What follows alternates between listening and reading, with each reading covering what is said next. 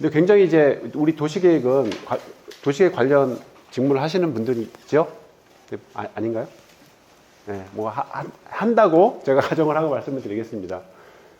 근데 이제 제일 기본적으로 우리가 도시계획 관련한 이 업무나 도시계획은 항상 민원에 항상 그 중심에 있잖아요. 왜냐면은 내 땅인데 내 마음대로 못 짓게 하니까. 이것 때문에 항상 민원의 핵심인데, 저는 이제 도시계획을 저는 어떻게 정의하냐면 우리 공익을 위한 토지재산권의 제한이라고 좀 정의를 하고 있거든요. 공익을 위한 토지재산권의 제한. 이게 이제 뭐 필요성에 대해서는 뭐 여러 가지 뭐 이론들에 대해서 우리가 뭐 갖고 있는데, 어쨌건 토지재산권을 제한한다, 공익을 위해서. 이거는 뭐 이견이 없을 것 같습니다. 그리고 당연히 제한의 방법은 법으로 해야겠죠. 권리를 제한하는 거니까. 그래서 뭐 저기 서울시 상위계획과에서 오랫동안 있으신 우리 과장님의 의견을 말을 빌리면 도시계획은 기승전 법이더라, 이런 얘기가 하더라고요. 맞는 말씀이고요. 제일 가장 기본이, 우리가 1시간 반이니까 조금 앞에 이 헌법 얘기를 저는 꼭 했으면 좋겠어요. 이게 이제 가장 기본인데, 이거를 실제로 잘 인지를 안 하고 있는 분이 뭐 대부분이고 한데, 이제 뭐 기회가 됐으니까 헌법이 가장 우리 법의 기초적인 것이기 때문에, 이게 어떻게 방금 말씀드렸던 도시계획의 토지재산권을 제한하는 가장 기본적인 건가, 그걸 한번 설명을 해보겠습니다.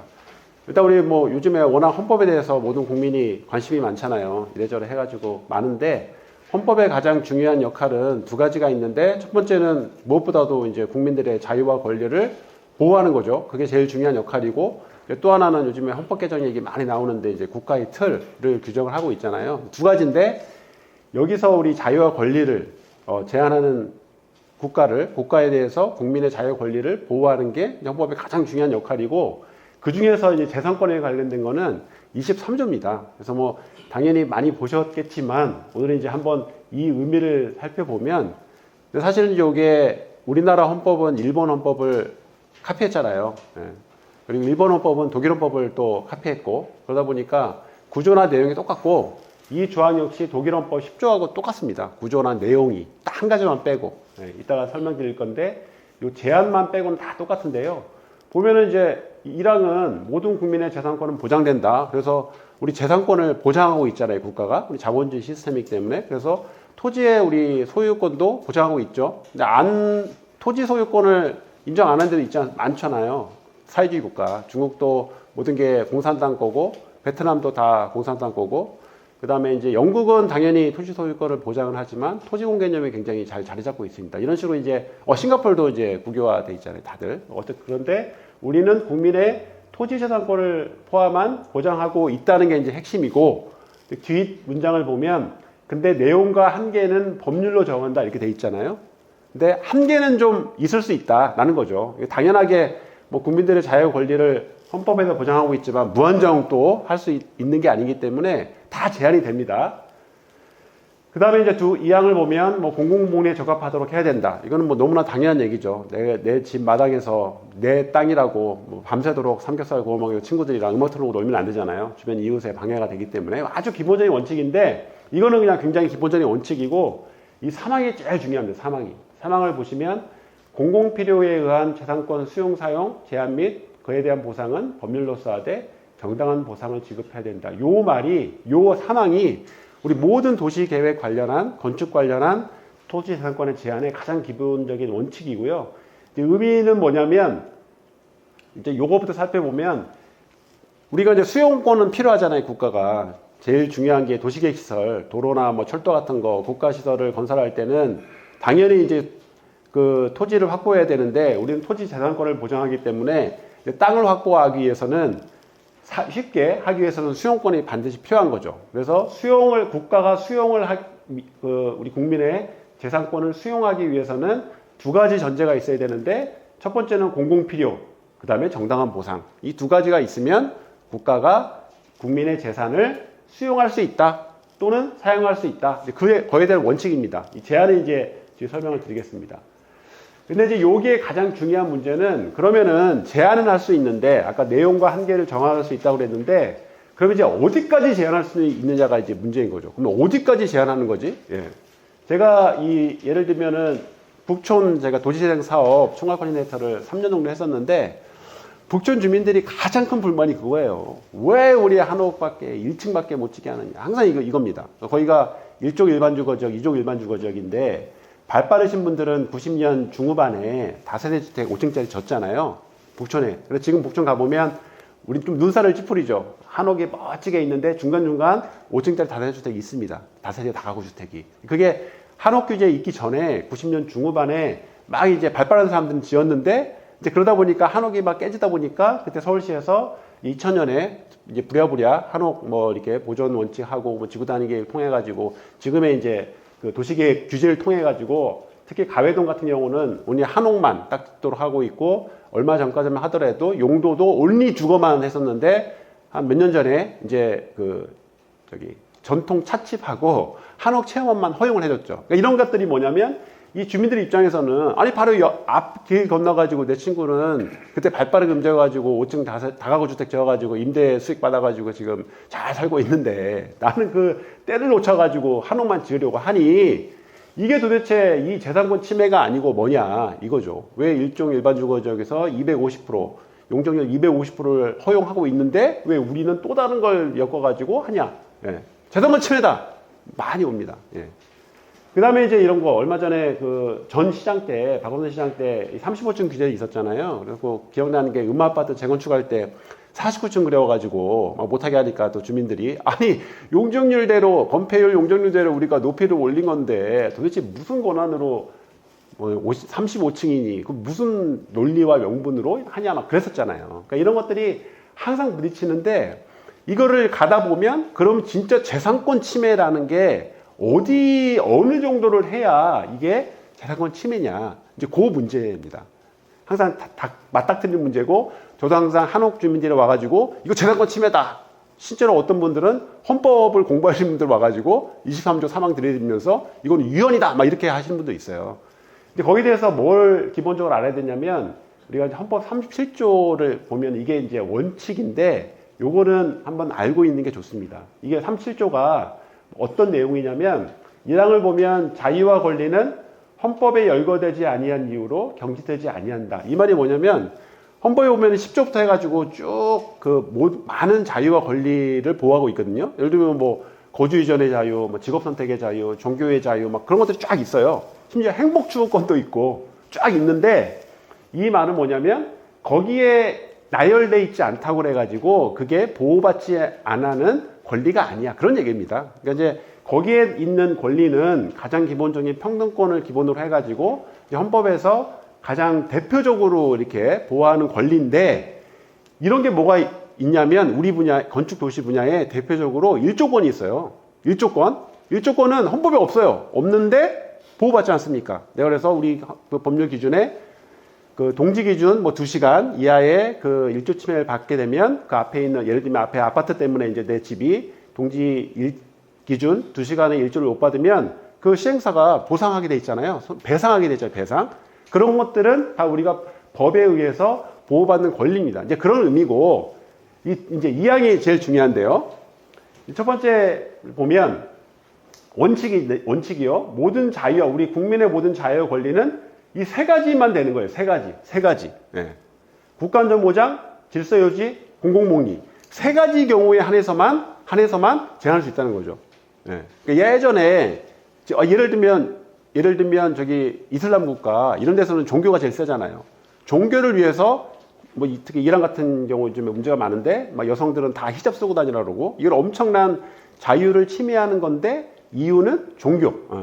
예전에 우리 이명박 전 대통령이 시장할 때 그 있었는데 교회 굉장히 독실한 크리스찬이시잖아요.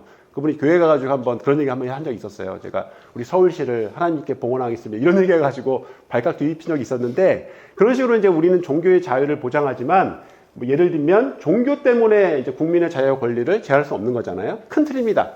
국가안전보장, 질서유지, 공공복리. 대부분 우리 이제 도시계획은 이제 공공복리, 다른 말로 공익, 공공성 이런 말로 제한하는 건데 필요한 경우에는 법률로서 제한하다고 되어 있어요. 법률로서만. 이게 이제 우리가 얘기하는 가장 중요한 법률 유보의 원칙입니다. 이게 무슨 말이냐면 법에 이제 종류가 있는 거 아시죠? 다 법률이 있고 시행령이 있고 시행규칙이 있고 뭐 조례가 있고 뭐 구도 뭐 조례가 있겠지만 이게 이제 법의 위계가 있는 건데 법률은 국회가 만드는 법이잖아요. 그죠? 그러니까 우리와 국민의 자유와 권리를 제한하려면 반드시 국민들의 대표기관인 국회를 통해서만 제한하라는 의미예요.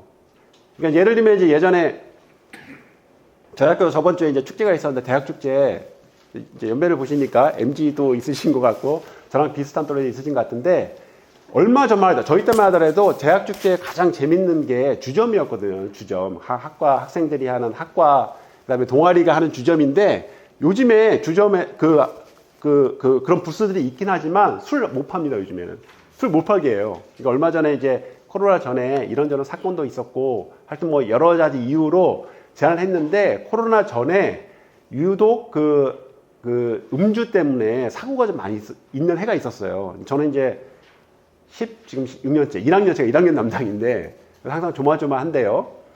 그래서 그때 어떤 얘기가 있었냐면 대학 캠퍼스 내에 음주를 금지해야겠다 이런 좀 논란 있었습니다. 예. 근데 물론 이제 그 법률화는 되지 않았지만 근데 예를 들어 우리 수원시장님이 저희 성대 출신이신데 수원에 우리 성대 출신인 우리 수원시장님이 보니까 이거는 전체적으로 안 가더라도 내가 최소한 우리 수원 관내에 있는 우리 대학생들의 안전은 지켜야겠다. 질서도 하고 공공복리를 위해 가지고 이제 수원시 시의원을 설득한 거죠. 야, 그래서 우리 수원시 관내에 있는 대학만이라도 대학교 캠퍼스 내에서는 음주를 할 수 있는 우리 조례를 만듭시다. 그래가지고 뭐 수원시 내 대학 캠퍼스 음주 금지에 관한 조례 만들어 칩시다. 그 조례는 당장 여기 37조 2항에 의거해서 헌법재판소에 들고 가면 당장 위헌 판결이 나겠죠. 너무 당연해요. 그러니까 여기 이 말은 뭐냐면 우리 자유와 권리를 제한하기 위해서는 최소한 국회를 통해서 해야 되지 밑에 대통령도 안 됩니다. 시행령 안 됩니다. 규칙 안 됩니다. 하물며 시장 정도가 감히 우리 자유와 권리를 제한할 수 없다라는 원칙이 이제 법률 유보의 원칙이고 이런 거는 이제 너무 기본적인 건데 가끔씩 우리 주차장 조례도 예전에 그런 거 있었습니다. 어디 시에서 주차장 조례를 법에서 정한 것보다 더 강화해가지고 한 조례가 있었는데 당장 깨졌죠. 헌법재판소에서 위헌적인 조례 깨진 이유가 이제 법률에 의한 법률 유보의 원칙이라는 거고요. 두 번째 원칙이 뭐냐면 이게 되게 중요한데 제한하는 경우에도 자유와 권리의 본질적 내용을 침해할 수 없다. 본질적 내용을 침해하지 마라. 이 말이 뭐냐면 우리가 이제 비례 원칙이라고 보통 얘기합니다. 법학계에서 비례 원칙 또는 과잉금지 원칙인데 이게 뭐냐면 좋다 이거예요. 우리 대학 젊은이들의 안전, 건강을 위해서 이제 법률로서 대학 캠퍼스 내에 음주를 금지하는 법률이 통과됐다 칩시다. 그거는 단지 법률에 의해서 통과가 됐기 때문에 그거는 되겠죠. 근데 거기서 보니까 한 발 더 나아가가지고 아예 대학 캠퍼스 내에 술을 반입을 금지하고 만약에 술 반입이 적발됐을 시에는 퇴학 처리한다 이런 거 예를 들면 그런 법률에 벌칙 조항이 들어갔다 치면은 이제 그런 법률이 어떤 관점에서 볼 수 있냐면 우리가 이제 보통 법원에서 판단하는 게 뭐냐면 이거를 일단 첫 번째는 그 목적, 그 법률을 통해 가지고 추구하고자 하는 목적이 정당하냐. 그 목적은 아까 세 가지 경우입니다. 국가안전보장, 질서유지, 공공복리. 그 틀에 있느냐. 그리고 그 수단이 정당하냐. 그걸 따져보는 거고요. 그 다음에 이제 요거죠. 그 목적 달성을 위해 가지고 침해되는 국민의 자유와 권리가 최소한으로 설계가 되어 있느냐. 그 다음에 추구하는 공익과 침해받는 사익이 균형을 이루었느냐. 이걸 판단하는 겁니다. 그래서 이제 우리 법원에 가면 항상 이거 있잖아요. 이렇게 여신이 이렇게 저울 주고 있는 게 판사들이 항상 그걸 판단하는데 공익과 사익의 균형이 맞춰져야 되는데 이게 너무 공익으로 치쳐졌다 치면은 비례 원칙 위반 또는 과잉금지의 원칙 위반으로 이제 위헌 판결을 받을 수 있는 겁니다. 이게 대표적인 게 뭐가 있냐면 이게 가장 논란이 지금 있는 게 사형제도 같은 게 굉장히 여기에 많이 계속 논란이 있어요. 왜냐면은 사람들의 자유 권리의 본질적 내용, 그 사람의 생명은 그야말로 본질적 내용 아니겠어요? 근데 흉악범이라고 그래가지고 국가가 그러면 그 사람의 생명을 뺏는 게 헌법 37조 2항의 이 비례 원칙에 적당하냐? 이거는 계속 논란이 되고, 최근에 이제 굉장히 논란이 많았던 판례 중에 하나가 이제 낙태에 관한 법률이 위헌 판결 받았거든요. 그러니까 헌법부라고 위헌 판결 받았는데 그거 역시도 헌재에서 그걸 통해 가지고 생명을 보호하고자 하는 공익적인 그 목적은 충분히 이해가 가지만 그거를 통해 가지고 그 이제 아이를 갖는 거는 어떻게 보면은 개인의 선택인 건데 그 여성의 선택권을 과도하게 침해했다. 그래서 이제 위헌 판결을 받았거든요. 그러니까 이제 모든 법률들이 헌재에 가게 되면 이 원칙에 의해서 이제 적용을 받게 됩니다. 두 번째가 뭐냐면 헌법 23조 3항을 보면요. 우리는 제한이 있습니다. 아까 말씀드렸잖아요. 우리가 일본 헌법, 독일 헌법하고 똑같이 생겼는데 제한이 없어요. 걔네들은. 얘가 들어가 있는 거예요.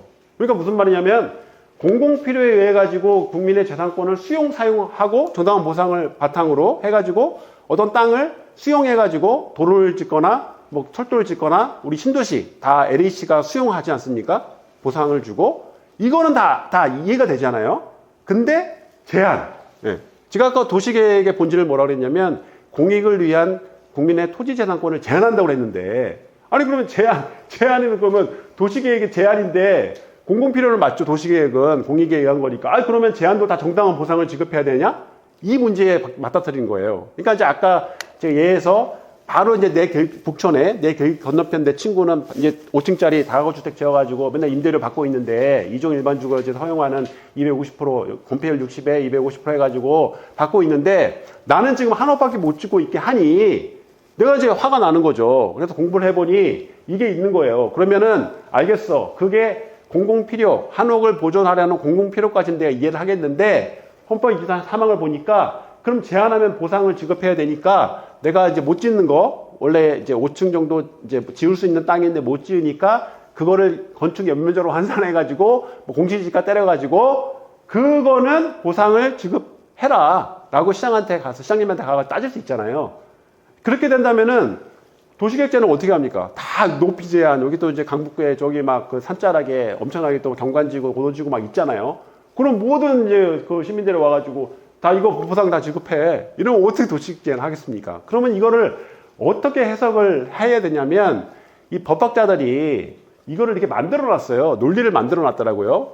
어떻게 만들어 놨냐면 되게 중요한데 자, 여기서 얘기하는 제한은 계획 제한, 일반적인 도시계획 제한이 아니야 라고 구분을 딱 해놓은 거예요. 무슨 말이냐면은 공공필요에 의해서 재산권을 수용, 사용하는 거니까 이 앞에는 공공필요가 한문으로 하면 공용이잖아요. 공용. 여기에 다 공용이 생략된 거야. 공용수용, 공용사용, 공용제한. 그 의미야. 라고 이제 논리를 만들었죠. 그래서 헌법 23항에서 얘기하는 보상이 필요한 제한은 공용수용, 사용과 같은 레벨의 제한에 해당된다라는 논리를 만들었어요. 그러면은 일반적인 도시계획은 그냥 우리가 계획 제한이야, 이거는. 네. 구분을 해놨습니다. 이 논리를 만들어서 여기에 의해서 우리가 일반적인 도시계획 제한은 여기에 해당 안 된다고 얘기를 하는데 그럼 이제 그 다음 질문은 뭐가 나오냐면 아니 그러면 도대체 공용제한과 계획제한은 그럼 뭐가 다른 거예요? 공용제한과 계획제한은. 그러면 공용수용과 같은 레벨의 제한이라는 건 도대체 어떤 제한을 얘기하는 거냐 궁금하시죠? 네. 그게 대표적인 게 개발제한구역입니다. 개발제한구역. 자, 개발제한구역은 너무 중요한 도시계획 툴이잖아요. 그래서 이제 서울시를 보면 조금 이제 뭐 상기 신도시 한다, 뭐 보금자리 주택 한다 그래서 야금야금 없어지긴 했지만 그래도 아직까지 서울 주변에 지금 뭐 150 헥타르 정도의 개발제한구역이 지정되어 있는데 이거는 뭐 개발제한구역은 1800년대 말에 뭐 영국의 하워드라는 뭐 도시계획 우리 도시계획 할아버지라고 불리는 분이 제안을 해가지고 영국에 도입을 했고요, 개발제한구역을. 그리고 우리 박정희 대통령이 1971년에 와, 이거 우리도 하자. 그래가지고 야사에 의하면 직접 도면에다가 빨간색으로 이 라인을 뭐 그랬다는 얘기도 있더라고요. 아무튼 정했습니다. 자, 목적은 뭐냐면, 개발제한구역의 목적은 두 가지예요. 첫 번째, 도시의 무분별 확산을 방지하고, 두 번째, 자연환경을 보존하는 겁니다. 굉장히 중요한 공익적 목적을 갖고 있잖아요. 그건 누구도 이제 이견이 없죠. 자, 근데, 개발제한구역으로 지정이 되면 어떤 일이 발생하냐면 이제 개발제한구역 보시면은 개발제한구역으로 지정이 되면 내 땅이 되면 건축물 건축 안 되죠. 건축에는 뭐가 포함되냐면 신축, 증축, 재축, 이전 다 포함됩니다. 다 안 돼요. 증축도 안 됩니다. 예. 개축도 안 돼요. 용도 변경 안 됩니다. 용도 변경. 용도 변경도 안 됩니다. 심지어. 그 다음에 뭐 공작물 안 됩니다. 심지어는 토지 분할 물건을 쌓아놓지도 못해요. 예. 진짜 셉니다. 도시계획 제한 중에. 그러니까 내 땅이 만약에 여기에 여러분 땅이 있다고 생각해 보면은 갑자기 어느 순간 갑자기 개발지역으로 지정이 돼가지고 이렇게 돼버린 거예요. 그러나마 이제 그 전에 또 뭔가 주택이라 짓고 있었으면 그 주택을 쓸 수는 있지만 그래서 이제 우리가 뭐 추락지구 막 관리를 하는데 그게 없어요. 없는데 내가 갑자기 우리 돌아가신 할아버지가 나한테 남겨놓은 땅이 2,000평이 있는 걸 발견해가지고 너무 신나서 가보니 개발제한 구역이면은 나는 뭐 할 수 있습니까? 그 개발제한 구역에 아무도 못 한다니까요. 그냥 항상 그 비유로 드는 게 우리 강아지 키우시는 분들은 강아지 데리고 가서 강아지 놀이터 하면 돼요. 아무도 못 하니까. 그래서 이거를 어떻게 했냐면은 토지 소유자 입장에서는 너무 이제 청천벽력이잖아요. 땅이라는 게 건물을 못 지으면 그게 땅입니까? 심지어 경작도 안 되는데. 그래서 이거를 그 서슬퍼러던 시절에도 갔어요. 그때는 헌재가 없었으니까 법원에. 그래서 대법원까지 갔습니다. 뭐 거의 뭐 십몇 년에 걸쳐가지고 이제 안 해준 거죠. 그러다가 90년에 드디어 대법원에서 최종 판결을 내렸는데 뭐라고 내렸냐면 보세요. 이 개발제한구역은 도시의 문제성 확산 방지하고 뭐 자연보전 어쩌고저쩌고 해가지고 공공복리에 적합한 제한이라고 이제 그거는 인정이 되는데 다만 야 토지 소유자의 불이익이 판사들이 볼 때도 과도하긴 한 거예요. 보상이 없으니까. 근데 뭐라 그러냐면 토지 소유자의 불이익은 공공의 복리를 위하여 감수하지 아니하면 안 될 정도의 무슨 말입니까? 아유 어쩌고서 참아야죠. 뭐 이 말이죠. 예. 당연히 그때는 90년대까지는 우리가 저기 문민정부가 들어선 게 92년 말이잖아요. 이때는 이제 한창 이제 그 군사 노태우 정부 말기였고 80년대는 워낙 서슬퍼러던 시절이었으니까 이제 이런 국가 힘이 셀 때이기 때문에 이제 이 법원의 판결도 사회적 분위기를 반영했겠죠. 근데 90년에 들어서면서 90년대가 어떤 그 시절이냐면요. 제가 이제 91학번인데 완전히 그 전환기입니다. 우리나라의 전환기. 여러 가지 면으로. 이제 문민정부가 들어섰고요. 93년에. 그래서 이제 그 전에 막 91년도에도 데모 엄청 했어요. 예. 뭐 독재 타도. 그게 이제 구호의 명분이었고. 근데 결국에는 93년에 이제 문민정부가 들어서니까 그 데모의 명분이 확 줄어버렸죠. 그러면서 데모도 확 줄었어요. 93년부터. 그 다음에 더 중요한 90년에 어떤 우리나라에 큰 변화가 있냐면요. 1인당 국민소득이 10,000불을 넘어가는 시기입니다. 그때가. 예. 그러면서 이제 일가구 이제 차가 한 대가 생기기 시작을 하면서 국민의 우리의 경제적 수준이 확 올라가고 95년에 우리가 15,000불을 넘거든요. 그러니까 개발도상국을 이제 넘어가는 시기예요. 그 다음에 또 뭐가 있었냐면 문화적으로도 굉장히 큰 변화가 있었잖아요. 서태지가 저랑 동갑인데 서태지가 나와가지고 지금 우리의 K-팝에 우리 비트를 다 닦았잖아요. 그 해에. 90년도가 굉장히 중요한 우리 대한민국 역사의 중요한 변곡점인데 헌법재판소가 이제 94년에 생겼잖아요. 그러면서 토지 소유자들도 이제 머리가 큰 거죠. 더. 이제 소득수도 높아지고 민주주의도 이제 정착이 되고 있고 하니까 헌재도 생기고 개발제한구역 토지 소유자들이 다시 들고 갑니다. 헌재 이거를. 야 이거는 23조 사망에 의한 너무 심한 거 아니냐라고 했는데 마침내 98년에 헌재에서 뭐라고 그랬냐면은 개발제한구역을 어떻게 판결을 했냐면 실질적으로 토지 사용 수익권이 폐지되는 경우 개발제한구역은 땅은 있는데 실질적으로 보니까 토지를 사용도 못하고 수익도 못하네. 민법에서 정한 토지 소유권의 개념이 그 재산을 사용수익 처분할 수 있는 거거든요. 사용수익 처분을 해야 이게 소유권이 있다고 보는데 처분은 뭐 당연히 근데 누가 사겠어요 개발제한구역을. 실제로 아무것도 못해. 근데 아무런 보상도 없이 이거를 토지 소유자에게 감수하게 하는 게 바로 앞에서 말씀드렸던 비례 원칙이 위반하네. 한마디로 선을 넘었네 선을 넘었네 라고 판단을 하면서 뭐라고 이제 해야 됩니까? 꽝꽝꽝 위헌 땅땅땅 해야 되겠죠. 잘 아시다시피 9명에 6명이 이제 위헌 판결을 땅땅땅 해야 되는데 그때 이제 난리가 난 거죠. 누가? 이제 국토부가 당시 공교부인가요? 난리가 났겠죠. 왜냐면 헌재에서 이거 위헌 땅땅땅 하는 수가 어떻게 됩니까? 이 서울시 수도권을 둘러싸고 있는 아까 160헥타르의 개발제한구역은 마법처럼 없어지는 거예요. 그냥 없어져 버리는 거예요, 그냥. 끝입니다, 끝. 아니면 유지를 하려면 뭘 해야 돼요? 보상을 해줘야죠. 근데 보상비가 150헥타르 보상비 얼마나 크겠어요? 돈이 없어요. 그러니까 막 난리 난 거예요. 예, 혼자 거기 막 의견서 낸 거죠. 사실조회 의견, 막 전문가 의견 내가지고 알겠는데 당신들이 이거 위헌 판결 내면 우리나라 이제 큰일 난다. 개발지역이 다 없어진다라고 막 읍소를 했어요. 진짜로. 그래서 헌재에서 어떻게 이거를 돌렸냐면 위헌이 아니고 헌법 불합치. 예, 라고 판결을 낸 겁니다. 그래서 헌재는 합헌 아니면 위헌이에요. 근데 그 애매하게 헌법 불합치. 논리가 이건 이제 시간 나실 때 한번 이 판결문 한번 읽어보세요. 되게 재밌습니다. 어떻게 논리를 교묘하게 만들어가지고 이게 문제가 다 인정되는데 일회성에 위반돼가지고 과도하게 침해해서 선을 넘었는데 이 개발지원구역법 자체가 위헌은 아니고 정당한 보상 규정이 없는 게 문제가 되니까 23조 3항 위반이니까 그거를 국회가 입법 보완을 하세요 라고 국회로 돌려보낸 거예요. 그래서 국회에서 입법 보완을 했죠. 그래서 뭘 넣냐면 매수 청구권을 넣습니다. 매수 청구권. 그 보상이 아니고. 그래서 토지 소유자가 개발지원구역 토지 소유자가 이제 국토부에 매수 청구를 하는 거예요. 자, 내 땅 개발지원 사주세요. 그러면 국토부가 심사를 해요. 근데 심사의 기준이 이겁니다. 실질적으로 토지 사용 수익권이 폐지되는 경우라 돼 있어요. 기준에 보상 기준에 그대로 갖다 놔서.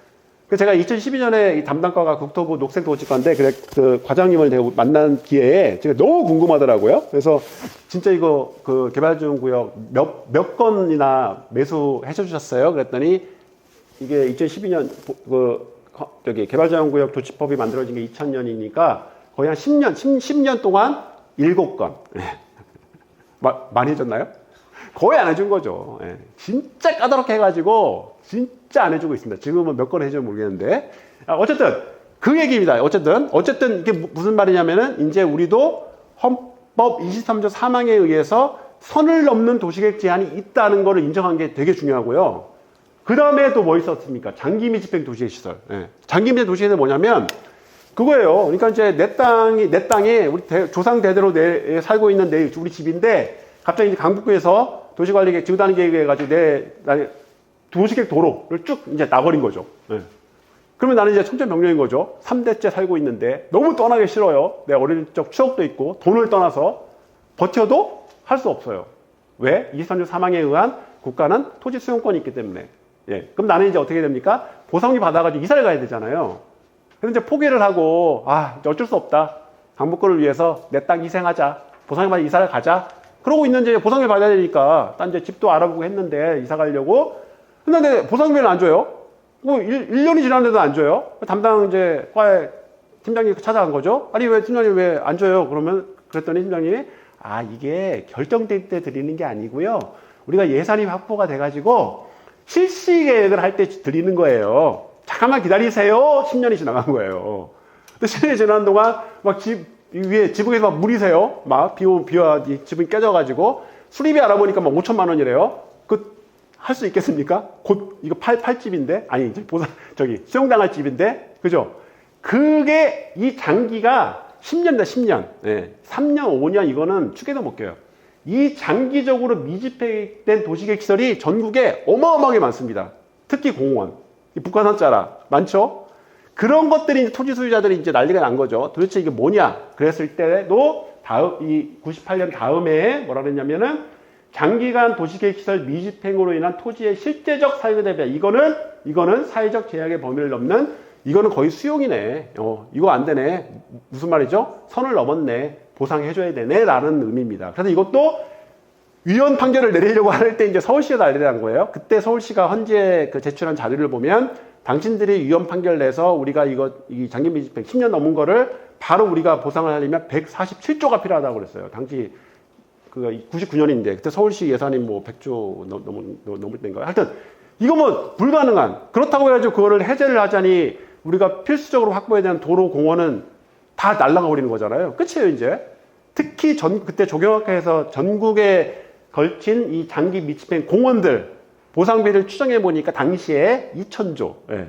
이거 어떻게 합니까? 그래서 위헌 판결을 하려다가 이것도 마찬가지로 헌법 불합치 판결을 내려가지고 국토계획법 어떻게 됐습니까? 일몰제 뒀죠. 그래서 이제 그때부터 20년 우리가 기다려줄게. 20년 기다릴 테니까 그때까지 각 지자체 니들 처리해. 안 하면 이제 일몰 없어질 거야. 그러니까 앞으로는 도시시설 정해서 10년 내에 너네가 집행 안 하면 자동으로 없어질 거야. 그 일몰제를 넣습니다. 그래서 그 20년이 재작년이었잖아요. 그래서 이제 서울시 같은 경우에 이거를 이제 지구 다르게 일괄 재정비 해가지고 꼭 진짜 필요한 도로, 공원만 이제 수용해서 시설 설정하고, 도로 같은 경우는 이제 좀 필요 없다 그런 거는 이제 해제하고, 이제 필요한데 돈은 없다 그런 거는 애매하게 지구 다니기에서 무슨 뭐 보차 혼용 통로 이런 거 가지고 지금 어설프게 해놨고요. 공원이 문제인데 어떻게 했습니까? 공원은 이제 진짜 필요한 거 몇 개는 수용하긴 했는데 대부분 북한산 자락에 엄청나게 많은 미집행 공원들이 있어요. 수용 다 못합니다. 그러니까 어떻게 했죠? 도시자연공원구역으로 묶어버렸잖아요. 예, 도시자연공원구역은 국토개법에 있는 구역이죠. 근데 그거는 개발지역구보다는 조금 약합니다. 왜냐하면 그거는 일부 건축물의 건축이 가능하거든요. 물론 굉장히 제한적이지만 뭐 일부 뭐 도서관이나 뭐 이런 거 공공시설들에 한정되어 있지만 그래도 그걸로 지금 정해놨습니다. 그래서 이제 그 땅 주인들은 이제 나는 이제 미집행 해가지고 보상비 받거나 해제되면 나는 이제 건물 지어야지 그러고 있었는데, 다시 서울시가 도시자연공원구역을 묶어가지고 그 소송도 지금 막 16건 제가 알고 있기로는 진행되고 있어요. 예.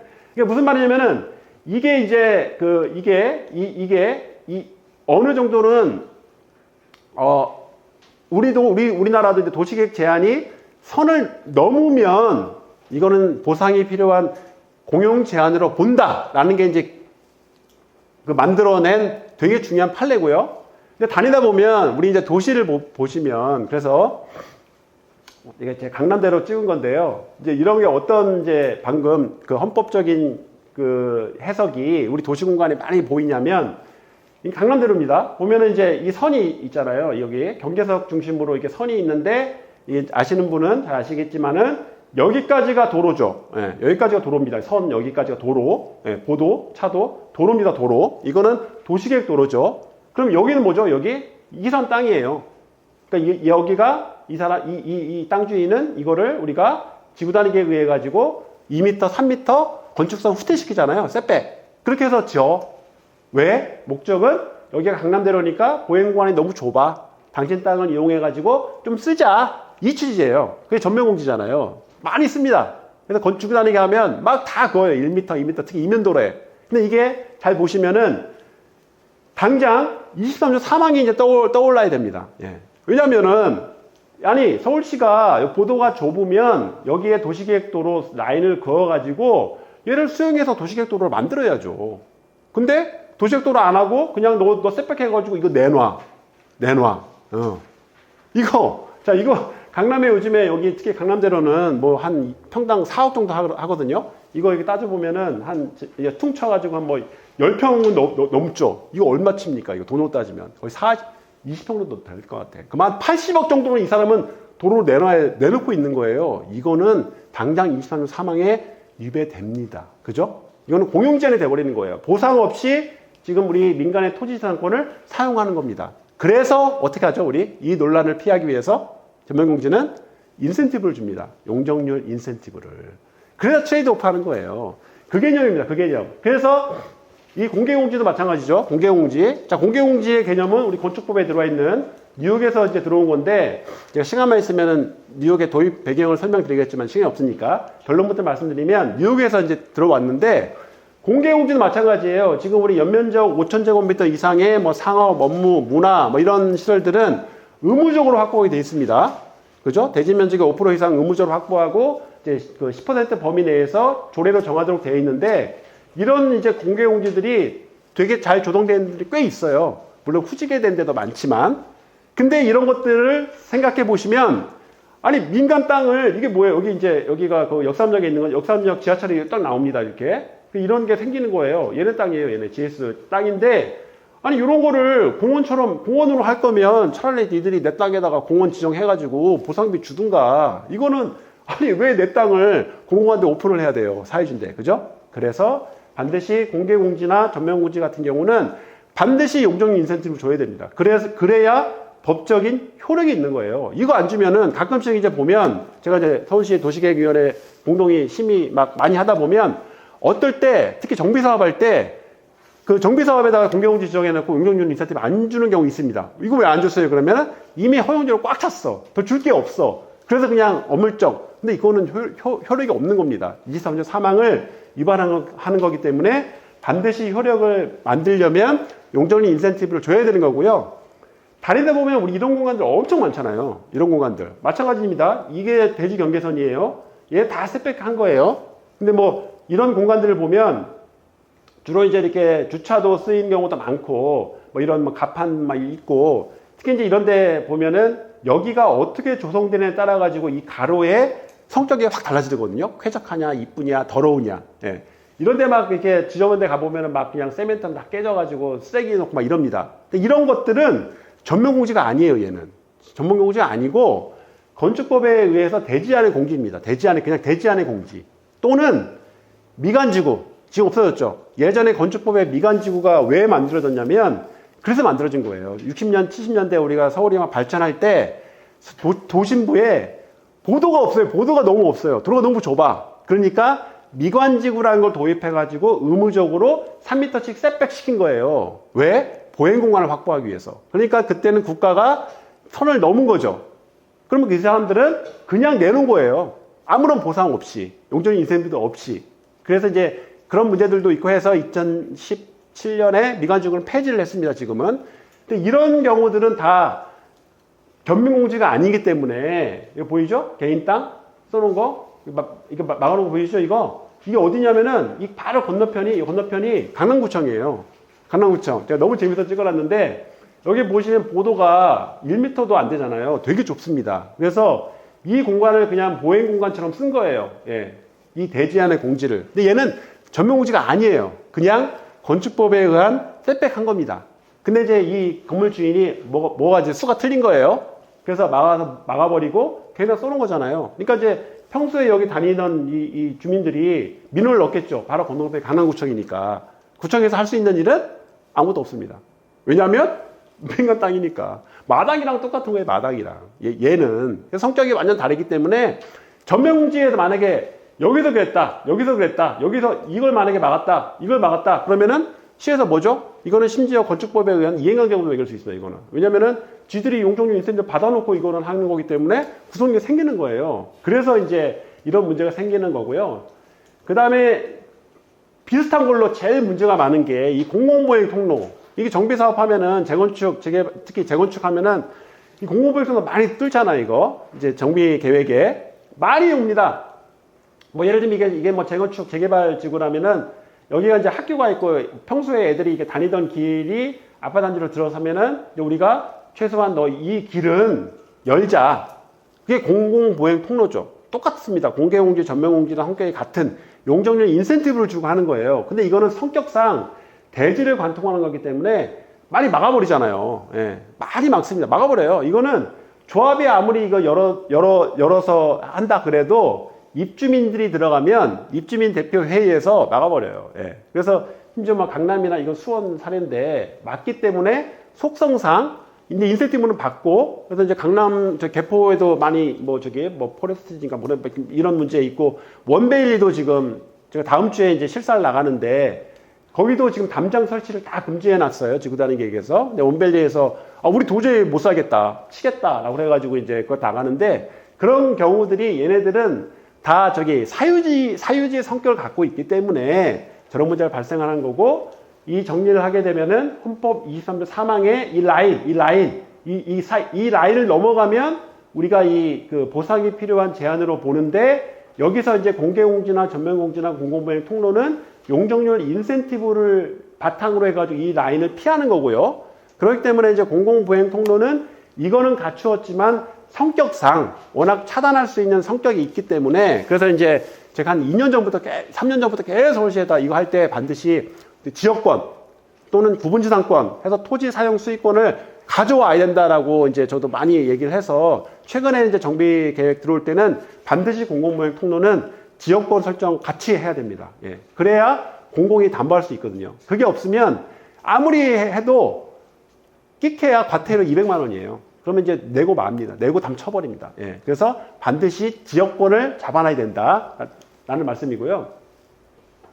그 다음에 이게 이제 가장 기본적인 헌법적인 그 요건인 거고, 이제 오늘 두 번째 주제는 뭐냐면, 이제 정부개혁에서 가장 핵심적인 중요한 이 기부채납 있잖아요. 기부채납, 공공기업, 뭐 용어는 되게 많은데, 하여튼 요즘에 그 정비개혁에서는 가장 핫 이슈입니다. 그래서 뭐 공공기가 더 많다느니 뭐 특히 이제 요즘에 뭐 압구정 재건축 할 때는 이러저러 엄청 많아요. 예. 근데 이제 이게 어떤 의미가 있는지 너무 중요한데 이거 너무 간과하고 있는 측면이 많다는 거예요. 제가 오랫동안 심의를 하다 보면 그 사례를 제가 이 판례를 통해서 설명을 드리려고 그래요. 40분. 예. 이거 판례 통해서 이 판례가 어마어마한 판례입니다. 왜 어마어마하냐면 서울시가 이것 때문에 엄청난 곤욕을 치렀어요. 자, 한번 보겠습니다. 어떤 문제였는지. 자, 보시면 이게 요만큼이 방배 서리풀 재건축 정비 사업이죠. 정비 계획을 이제 사업 계획 승인할 때 서초구와 이제 서울시가 당연히 우리 요구하잖아요. 이거. 자, 도로 5개 여기. 그다음에 공원 3개 해가지고 돈으로 환산하면 317억 원어치의 뭐냐면 얘는 정비 기반 시설입니다. 정비 기반 시설을 니들이 확보를 해서 시에다가 어떻게? 예. 기부 찬압 받은 거예요. 기부 찬압을. 근데 거기에 이 땅이 시땅, 예. 구땅, 시땅이 도로, 특히 도로가 이제 폐지가 되겠죠. 폐지된 도로가 있겠죠. 그게 68억 원어치가 있었어요. 근데 이게 왜 문제냐? 자, 법을 보겠습니다. 법을 보면, 법부터 보겠습니다. 법을 보면 어떻게 되어 있는 도정법에 2조항이거든요. 65조. 이제 2항이 그 민간 사업자니까 어떻게 되어 있냐면은 그대로 읽어보면 정비 사업의 시행으로 새롭게 설치한 정비 기반 시설. 정비 기반 시설은 그 시설을 관리할 국가나 지자체에 무상으로 기속되고입니다. 무상으로 기속되고. 무상 기속이죠. 기부 찬압이 아니에요. 무상 기속. 예. 기부 찬압과 무상 기속 다른가? 예, 다릅니다. 어쨌든 법에 무상으로 기속되고 돼 있습니다. 그리고 대신에 정비사업 시행으로 용도가 폐지되는 그 지자체의 소유가 있으면 이걸 설치한 비용 범위 내에 무상으로 줘라. 양도. 그 규정이에요. 그러니까 이게 왜 들어있냐면 아까 이 사례를 보시면 이게 왜 들어있냐면 이 조합 입장에서는 317억 원어치를 뺏기는 거잖아요. 어떻게 보면은.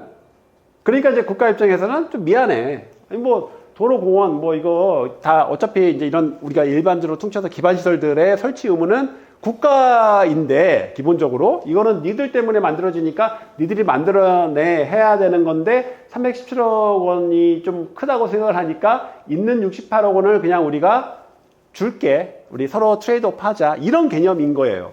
근데 서울시는 이거를 무상 기속하지 않고 기부 찬압을 받습니다. 예. 이제 좀 궁금증이 생기죠? 기부 찬압 무상 기속 뭐가 다르고 뭐가 다른 거지? 자, 먼저 이제 요거부터 보시면 이거 여기 미아역에 예전에 제가 역세권 활성화 사업 심의한 건데 이게 이제 제3종 일반 주거 지역을 근린 상업지역으로 용도 지역 상향시켜주면서 이제 이 정도 규모의 그 사업을 하는 거 했습니다. 자, 근데 이런 사업을 할 때는 가장 기본적으로 우리가 따져봐야 될 게 이제 인허가권을 갖고 있는 우리 지자체 입장에서는 뭘 따져봐야 되냐면 첫 번째로 제일 중요한 거는 필수 기반 시설이잖아요. 예.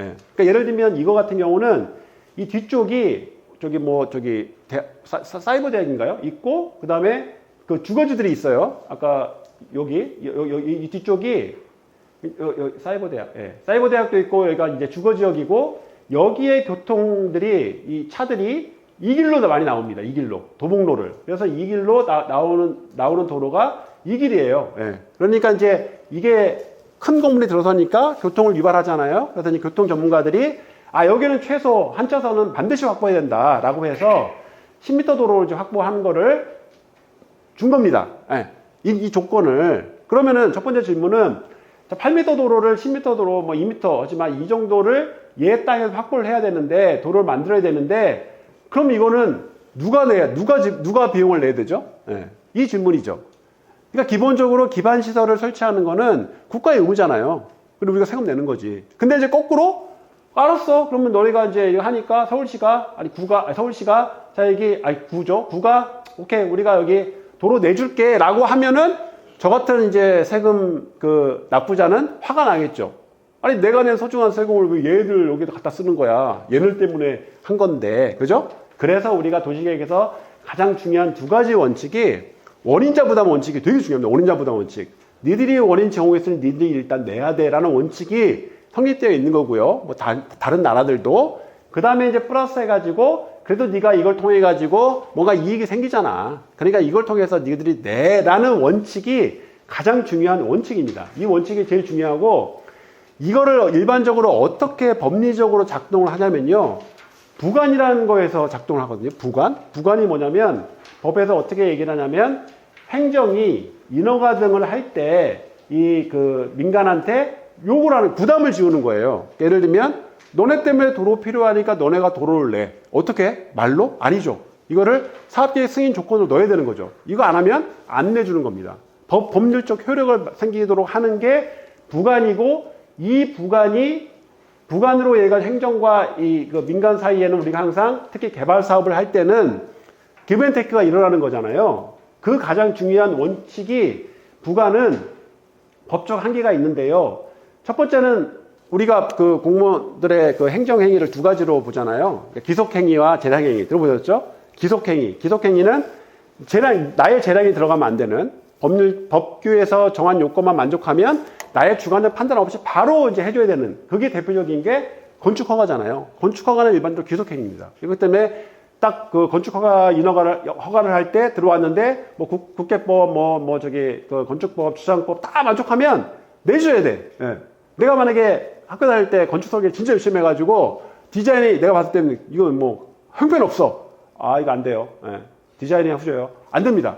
물론 그 기능을 하기 위해서 건축심의위원회를 만들어 놓게 했는데 그 대상이 아니라면 이제 그 인허가 담당자 공무원의 판단을 통해 가지고 안 돼. 혹은 보니까 이면도로인데 거기가 도로가 너무 좁네. 야 이거 기본적으로 보도도 없으니까 너네 1m 땅은 보도로 확보해. 부관.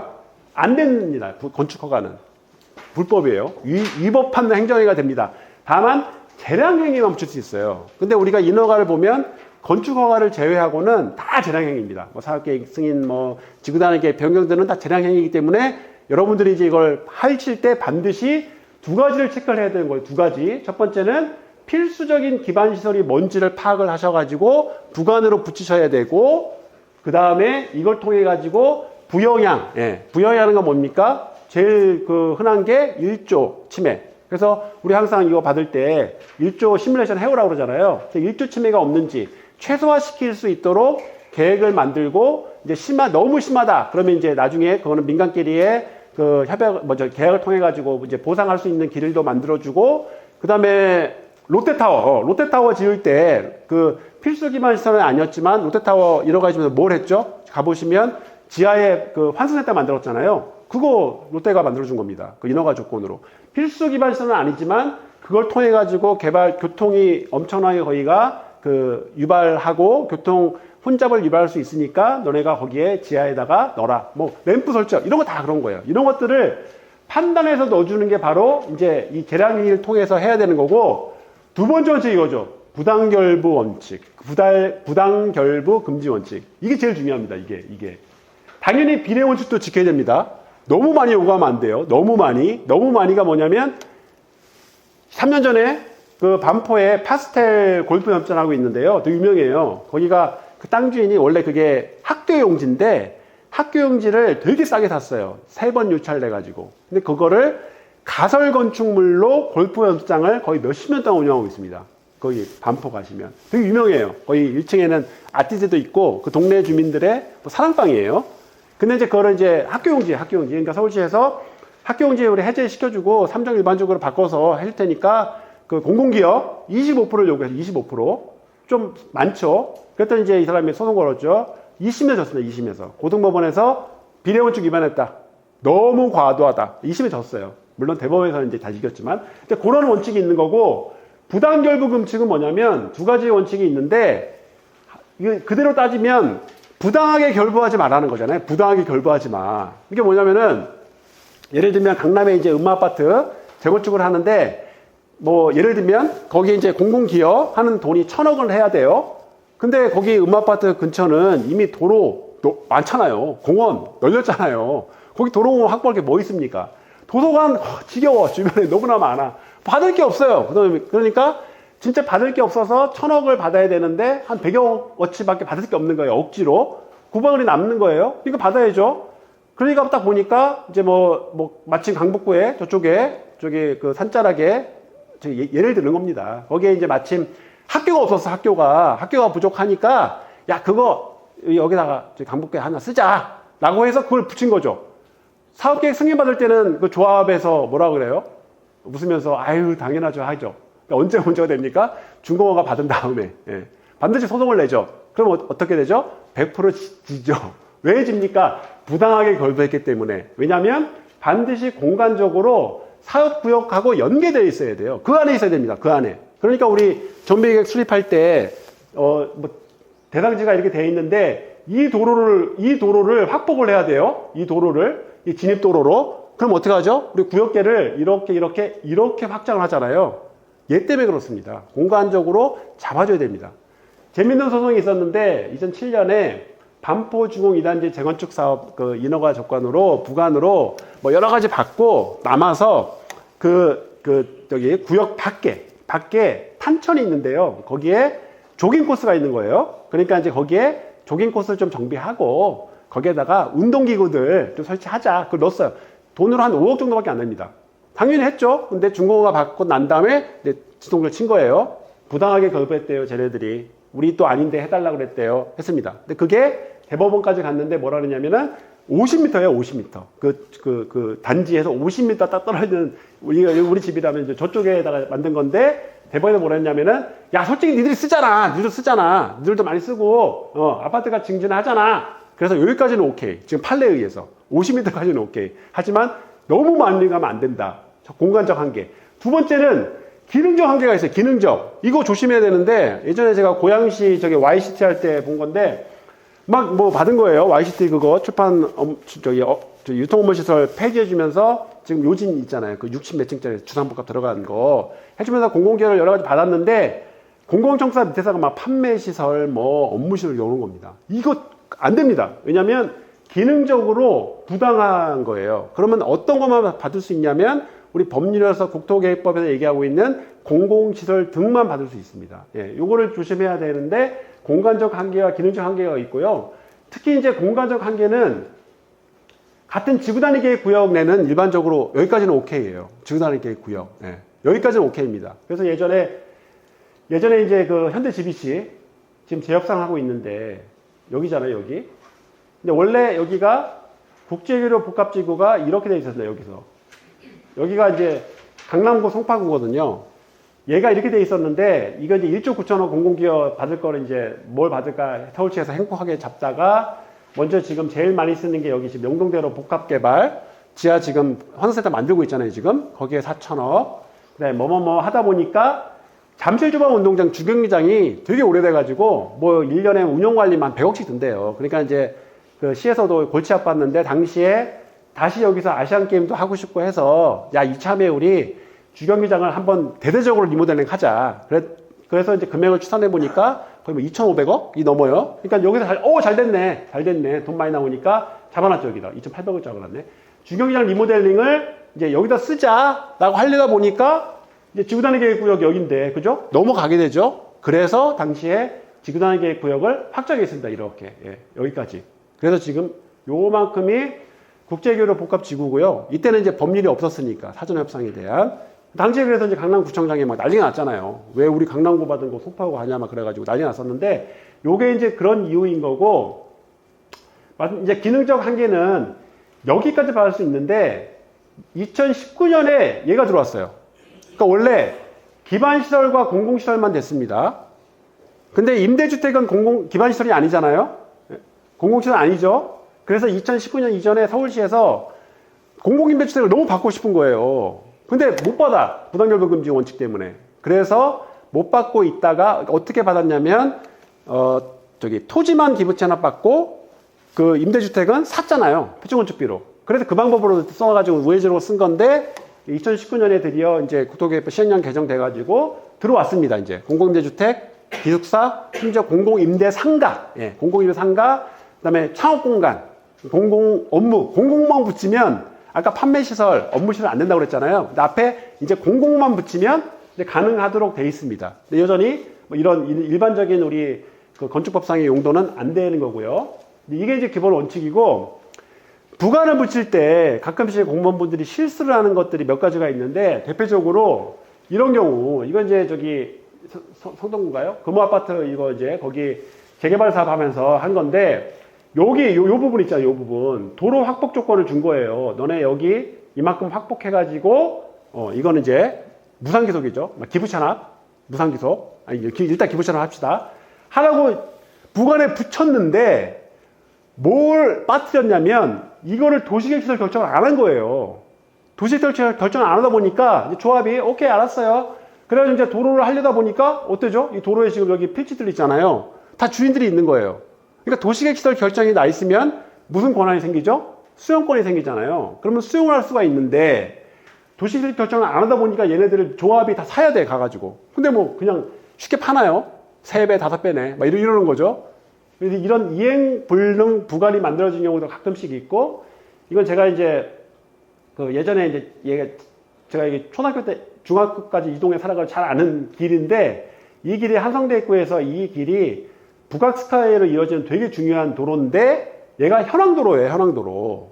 특히 이 빨간색 부분이 이 조합 땅이더라고요. 여기 지금 한신아파트. 그때 그 용적률 400%가 줬을 때 저도 무지막지한 아파트인데, 그때 요거를, 이 길을 인허가를 내줄 때, 사업계획 승인을 내줄 때 반드시 도시계획시설 결정을 해주고 기부찬합 받도록 했어야 되는데, 부관을 붙였어야 되는데, 그걸 안 한 거예요. 네, 담당 공무원이 빠뜨린 거예요. 그래서 나중에 이제 준공 허가를 받을 때 바뀌었어요. 담당 공무원이 바뀌셨는데 이 팀장님은 빠삭한 거죠. 네, 여기에 대해서 딱 봤더니 이걸 도시계획시설 전혀 안 해놨네.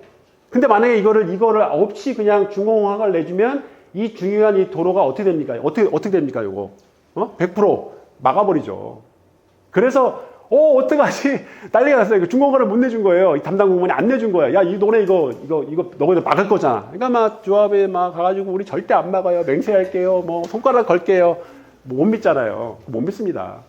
그러니까 그때 당시에 이제 이게 1000평 정도 되는데, 지금 우리가 기부찬합 할게요. 그랬더니 어떤 문제가 발생하냐면, 이거 기부찬합 1000평인데 대지면적에서 빠져버리면 용적률이 다 틀어져요. 용적률이. 그래서 한 층을 날려야 돼요, 지금. 그런 문제가 발생해가지고, 이러지도 저러지도 못하다가, 이제 1년 만에 해결한 게, 여기를 그 지역권 설정했습니다. 지역권을 성북구죠? 그러니까 설정을 하는 걸로 이제 마무리한 사례. 그래서 이런 것들은 이제 부관을 내릴 때 가끔씩 실수하는 거니까 잘 따져보셔야 되는 거고. 자, 그 다음에, 기부찬합은 뭐가 있냐면, 이게 있잖아요. 인센티브를 줄 수 있습니다, 우리가. 기부찬합을 받으면, 인센티브를 줄 수 있어요. 국토계획법 국토계획법에 의해서. 그래서 기부찬합과 용적률 인센티브는 한 세트. 특히 정비사업에서는 기준 용적률을 낮춰놓고 허용용적률을 막 해주고, 아까 뭐 공공부획 통로, 뭐 전매공지, 요즘에 뭐 열린단지 뭐시게 하면 허용용적률을 주고, 마지막에 공공시설 기부찬합하면은 상한율 주는 시스템 만들어 놨잖아요. 이 시스템이 있습니다. 예. 자, 그러니까 뭐냐면, 다시 판례로 돌아오면 뭐가 문제냐? 무상으로 귀속하면 되지. 왜 안 했어? 근데 이게 뭐가 문제냐면 이것도 하고 하겠습니다. 그 다음에 여기서 보시면 대상이 정비 기반 시설이잖아요. 정비 기반 시설이 무상으로 귀속되는 겁니다. 정비 기반 시설이. 이거를 또 엄청 헷갈려 하셔요. 예. 지금도 심의할 때마다 제가 이거 답답해 죽겠어. 매번 얘기하는데도 뭐냐면, 우리가 이제 흔히 아는 용어가 공공시설, 기반시설, 도시계획시설, 그다음에 도정법의 정비기반시설, 용어들이 다양한데 이 용어들의 의미가 다 달라요. 자, 뭐가 다르냐? 일단 공공시설은 국토계획법에서 정의가 명확하게 되어 있습니다. 뭐라고 되어 있냐면 공공용시설이라고 되어 있어요. 공공용시설. 이게 무슨 말이에요? 공공용은 공용에 반대되는 말이에요. 공용. 왜 공시산법으로 나옵니다. 자, 공용은 뭐냐면 우리 지자체가 직접 쓰는 거. 이게 공용이에요. 그럼 공공용은 뭐냐? 일반 시민들이 쓰는 거예요. 달라요. 근데 공공시설은 국토계획법에 명확하게 공공용 시설이라고 정의가 되어 있고요. 기반시설은 뭐냐면, 기반시설은 정의가 없습니다. 예. 정의가 없어요. 없고 나열만 돼, 나열만. 쭉 나열이 돼 있어요, 이렇게. 뭐 도로철도 등 교통시설, 광장 등 공원 이렇게 돼 있습니다. 근데 이거는 어떻게 해석을 하냐면 영어로는 인프라스트럭처인 거죠. 인프라스트럭처. 인프라스트럭처가 뭐냐면 도시에 반드시 필요한 시설을 의미하는 거구나라고 우리는 추론을 합니다. 자, 그러면 도시계획 시설은 뭡니까? 기반시설 중에서, 기반시설, 공공시설이 아니고 기반시설 중에서 우리가 도시관리계획으로 결정한 시설이 도시계획 시설이에요. 결정. 도시관리계획 또 뭐 있죠? 지구단위계획. 도시관리계획이나 지구단위계획으로 빨간 선을 그어서 여기는 도시계획 시설이야 라고 그은 게 도시계획 시설이고, 도시계획 시설이 되면은 수용권이 생기죠. 사업하기 위해서. 등등이 이제 이어지는 거기 때문에 되게 중요합니다. 그렇기 때문에 모든 기반시설이 다 도시계획 시설은 아니잖아요. 특히 도로 같은 경우는 도시계획 시설 도로가 아닌 경우가 되게 많습니다. 현황도로 같은 경우가. 많죠. 이게 다 정의고요. 정비 기반 시설은 뭐냐면 도정법에서 정비 사업을 할 때 반드시 필요한 시설. 그게 정비 기반 시설. 도정법에 나열되어 있어요. 도로, 공원, 주차장, 공공공지, 광장. 이 정도예요. 이게 정비 기반 시설입니다. 자, 근데 정비 기반 시설이 되면 아까 도정법에 의해서 무상 귀속 대상이 되는 거예요. 그래서 중요한 겁니다. 자, 그러면은 방금 이제 정의에 의해서 공공청사, 여기 구청, 시청, 주민센터, 공공청사잖아요. 이거는 공공시설일까요? 아닐까요? 공공시설일까요? 아닐까요? 기다 아니다. 제가 이거 뭐 기사시험이나 공무원 시험도 같으면 되는데 이거 꼭 내요. 왜냐면 헷갈려. 시험 내기 너무 좋아. 공공시설일까요? 아닐까요? 아니다. 왜 아니다? 왜 아니다? 네. 맞습니다. 이거 되게 헷갈려져요. 공공청사는 공공시설 아니에요.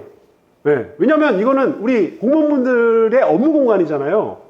이거 시민들도 들어오잖아요. 민원실만. 우리 여기 주민들이 막 와가지고 업무 공간 들어와가지고 하면 안 되잖아요. 그래서 제가 세종시 요즘에 뭐냐 하고 있는데, 세종시 그 정부중앙청사, 이렇게 뱀인지 용인지, 그게 공모를 통해서, 국제 공모를 통해서 당선이 됐는데, 그 개념이 뭐였냐면, 쭉 이어가지고 그 옥상을 공원으로 만들어서 모든 국민들이 그 옥상을 이제 쫙 공원으로, 이게 개념이었는데, 제가 그거 보면서 진짜 내가 어이가 없어졌어요. 왜냐면 공공청사는 공공시설이 아니기 때문에 공공한테 오픈할 수 있는 시설이 아니에요, 얘는. 특히 정부종합청사는 그 안에 많은 국가기관들이 들어있는데 보안 중요하잖아요. 그리고 국토부 앞에 가보시면 맨날 데모합니다, 거기서. 근데 그거를 오픈한다고요? 시민들한테? 안 돼요. 이거는 공공청사는 아니다. 학교 마찬가지죠. 학교는 공공시설 아닙니다. 기반시설이에요. 근데 가끔씩 요즘에 신도시 계획을 보면 학교를 특히 초등학교를 지역 커뮤니티의 중심 그래가지고 운동장을 공원이나 해가지고 우리 지역 주민들의 같이 커뮤니티, 깜짝깜짝 놀래요, 저는. 택도 없는 소리죠. 초등학교는 어떻게 됩니까? 막아야 돼요. 외부 주민을 막아야 됩니다. 안전을 위해서. 사고 났잖아요, 몇 번씩. 그래서 그건 막아야 되는 시절이에요. 조기축구? 그거는 교장 선생님한테 특별히 허가를 받아야 되는 거죠. 체육관 같은 경우. 그런 시설이기 때문에 대부분의 공공시설은 기반시설에 포함되는데, 거의 유일하게 학교랑 공공청사는 청사만 공공시설이 아니에요, 얘는. 기반시설에만 해당됩니다. 그래서 이제 보통 보면은 공공시설, 기반시설이 거의 이제 공공시설 대부분 기반시설에 들어가는데, 학교랑 공공청사는 공공시설이 아니고, 특이하게 국어 있잖아요. 재개발 사업엔 국어 많잖아요, 국어. 또랑. 얘는 특이하게 기반시설이 아니고 공공시설에 또 들어가 있어요. 왜 여기 들어가는지 모르겠어요. 어쨌든 여기 들어가 있습니다. 이 차이예요, 이 차이. 그리고 정비기반시설은 말씀드렸지만 그 중에서 도정법에서 정비사업할 때입니다. 자, 그러면 이제 그 다음 문제. 무상기속관제 기부채납이 되게 헷갈리시는데 대부분 같이 처리를 해버리셔요. 특히 예전 판례 보면 판사들도 이거 무상기속 기부채납을 섞었습니다. 근데 완전 달라요. 결과는 똑같죠. 민간의 땅을 국가나 지자체한테 이전시키는 건 똑같은데 왜 다르냐면 첫 번째로 법적 속성이 기부채납은요, 이전 등기라고 해가지고 만약에 조합할 때 도로를 기부 찬합한다면 모든 조합원들이 내 땅을 이전할게요 사인다 해야 돼요. 그래서 계약을 통해 가지고 이전 등기를 하는 게 기부 찬합이고, 무상기속은 뭐냐면요 필요 없어요. 그냥 원시취득입니다. 민법에서 원시취득이에요. 바로 소유권이 넘어오는 게 무상기속입니다. 자, 근데 더 큰 문제는 뭐냐면 무상기속이 보셨지만, 자, 아까 같은 방배 서리풀 거기는 319억 원어치를 무상기속 대상인 거예요. 근데 거기는 얼마 있었죠? 무상양도 대상이 68억 원어치가 있었잖아요. 근데 바로 옆에 정비사업 대상지는 똑같이 319억 원어치의 무상기속 대상이 있는데 거기는 너무 재수 좋게도 기존 그 시땅이 굿땅이 319억 원어치가 있었어요. 그럼 뭐죠? 조합은 완전 논하는 거죠. 빵이야 빵. 아무것도 안 해도 돼요. 근데 바로 옆에 있는 정비사업 저기 재건축 사업은 재수없게도 하나도 없어요. 무상기속 대상이. 그럼 어쩌죠? 거기는 온전히 319원을 다 갖다 바쳐야 되잖아요. 형평성이 없잖아요. 그래서 이것도 헌재에서 위헌 소송이 있었습니다. 2003년에. 근데 6명이 우리가 해야죠. 6명. 우리 다 알잖아요. 이제 6명이 이제 위헌 판결을 내리거나 해야 되는데 한 명이 못 알았어요. 한 명이. 5명만 위헌 그 의견을 내서 무상기속 규정이 살아남은 거예요. 근데 되게 셉니다. 그죠? 무상기속이 형평성도 안 맞고. 그러니까 실제로 공무원 입장에서는 무상기속하고 합계하면 옆 사업 대상지는 난리가 나는 거예요. 이거 뭐냐 들고 일어날 거 아니에요. 그래서 서울시에서는 무상기속을 안 하고 기부 찬합을 한 겁니다. 너무 세기 때문에 얘가 세고 민원이 너무나 많아요. 그러니까 보시면 비교를 해보시면 무상기속은 얘는 원시취득이고 얘는 이전등기고, 얘는 이제 그 비용을 무상양도로 손실 경감을 해주는 건데, 기부찬은 뭐죠? 용적 인센티브 주잖아요. 얘는 인센티브 줍니다. 근데 얘는 근데 얘는 형평성이 안 맞죠? 그래서 얘는 5대4로 합헌 판결이 살아남아 있어서 서울시에서도 계속해서 이거를 무상기속을 안 한 거예요. 모든 구에서도. 차라리 그냥 기부찬합 받고 그만큼 인센티브를 주면 모든 조합들이 다 형평하게 그 받는 만큼만 상용주를 주기 때문에 갈 수 있고, 그 다음에 조합 입장에서도 용적률 인센티브 받은 걸로 추가 분양 그 분을 더 지을 수 있기 때문에 불만이 없어요. 거의 특히 방배 분양가 요즘에 5천만 원 하니까 이 용적률 인센티브 받은 걸로 이거 거의 많이 상세가 남잖아요. 자, 그러면 여러분 담당 공무원이시라면, 자, 그러면 310원어치를 무상기속 안 하고 기부 찬합으로 받고 인센티브를 준 거예요. 자, 그러면 이제 나중에 이 시땅 68원 시땅 어떻게 됩니까? 이거 어떻게 해야 돼요? 이거 어떻게 처리해야 돼? 줘요? 또? 조합에? 그건 아니잖아요. 유상매입을 시켰어요. 그게 맞잖아요. 아니, 우리가 무상기속 안 하고 기부 찬합으로 받고 인센티브 줬으니까 여기서 니들은 다 해결된 거기 때문에 있는 구 땅은 조합이 사야죠. 그렇게 해왔어요. 몇십 년 동안. 계속 모든 구가. 근데 이 방배 서리풀 여기에 조합원 중에 제가 농담처럼 하는 말인데, 이제 김앤장 변호사가 있었던 거죠. 네. 벼르고 있다가 이 도정법 조항을 보고 있다가 준공허가 받은 다음에 서울시를 상대로 소송을 낸 겁니다. 무슨 소송? 이거 달라고. 68억을. 이거 담당 공무원이 깜짝 놀랐겠죠. 아니, 왜 그러세요? 이거 우리 다 이렇게 했잖아. 우리 다 또이또이 됐잖아. 계산해보니까 다 했더만. 그랬더니 이 조합이 그건 그거고요. 주셔야죠. 법에서 그렇게 돼 있는데. 네. 그래서 소송이 이렇게 붙은 거예요. 대법원까지 갔죠. 누가 이겼을까요? 안타깝게도 시가 졌죠. 뭐라 그래? 왜 졌냐? 간단합니다. 대법원의 판단은, 근데 이 법을 잘못 만든 거예요, 이거를. 예, 저도 이제 로스쿨 나왔는데, 배울 때, 특히 이제 계약서 쓸 때, 콤마 하나 때문에 몇천 원이 왔다 갔다 이런 얘기 많이 들었거든요. 이게 딱 그 사례입니다. 이 문장을 만들 때 어떤 의미냐면, 무상으로 귀속되면 그 설치 비용 범위 내에서 있으면 우리가 무상으로 양도할게 라는 의미잖아요. 그러니까 무상양도는 무상기속이 전제가 돼야 되는데, 그럼 이걸 어떻게 문장을 만들었냐면, 무상으로 귀속하고 그럴 경우에 이렇게 가야 되는데, 문장을 보시면 무상으로 귀속되고 콤마 무상으로 양도된다. 그러니까 A와 B가 다른 거예요. A, B. 그러니까 대법원, 왜냐하면 법 해석은 규정 해석이 국어를 먼저 해석하는 겁니다. 그러니까 대법원에서 뭐라 했냐면, 우리가 법을 봤더니 전당 규정, 무상기속을 안 했다고 그래가지고 무상양도를 안 해도 되는 게 아니네. 왜냐하면 무상기속과 무상양도는 콤마로 완전히 별개네. 그래서 졌습니다. 서울시가. 네. 그래가지고 이 판례에서 68억 원어치의 구땅을 다 줬어요. 뺏겼어요. 여기서 얘기가 끝나면 다행인데 어떤 일이 발생했겠어요? 그 전에 인허가 승인 받은 조합들, 얘네들은 다 비슷한 상황에서 식당을 다 유상매한 거예요. 죄다 소송한 거예요, 서울시에. 죄다. 서울시 다 무너졌습니다. 네. 굉장히 큰 사건이에요. 그게 이게 무슨 말이냐면 제가 항상 얘기하는 게 무상기속과 기부채납을 막 섞었으면 큰일 난다. 네. 이런 일이 발생하기 때문에 그래서 우리가 순부담률이라는 개념을 쓰는 겁니다, 지금은. 왜냐면은 모든 정비 사업을 할 때 부담하는 양은 맞춰야 되잖아요. 그래야 민원이 없지 않겠습니까? 그래서 우리가 보통 뭐 10%, 15%의 순부담률을 맞추는 게 그래서 맞추는 거고, 순부담률은 어떻게 계산을 하냐면 일단 무상기속 대상, 무상기속은 뭐만 된다? 정비 기반 시설만 무상기속 대상이에요. 네. 그리고 거기에 무상양도 대상을 빼는 거죠.